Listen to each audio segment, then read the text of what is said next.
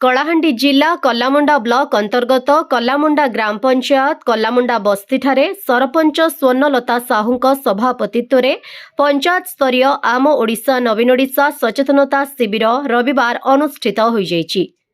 आयोजित कार्यक्रम रे मुख्य अतिथि कलाहांडी जिला परिषद अध्यक्ष पुष्पेन्द्र सिंह देव, ब्लॉक उपाध्यक्ष सुरेन्द्र भोई, जिला परिषद सभ्य महेन्द्र रणा, विधायक प्रतिनिधि दीनबंधु दास, समालपड़ा वरुण छत्रिया, पोरकेला सरपंच जशस्विनी धरुआ, रिसिडा सरपंच सेवती रणा, पीओ टिकेराम छत्रिया, वार्ड सभ्य चंद्रभानु साहू, खगेश्वर साहू, राजेश्वरी साहू, कईंती साहू, जलंधर साहू, देवाचन साहू प्रमुख जोगदे राज्य सरकार विभिन्न लोकाभिमुखी योजना विषय उपस्थित अंचलवासी को बुझाइथिले।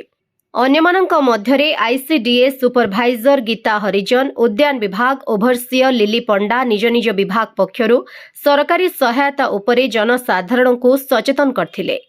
मंच परिचालन रे सांबादिक प्रदीप कुमार साहू और मधुसूदन बा करिथिबा बेले ग्राम रोजगार सेवक उमेश सुना धन्यवाद अर्पण करथिले।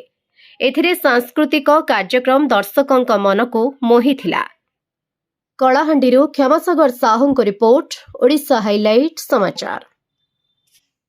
खबर दुनिया रे जोड़ी हेबा पई सब्सक्राइब करंतु ओडिशा हाइलाइट समाचार को, आउ दबे दियंतु बेल आइकन को सर्वप्रथमे खबर पाइबा पई।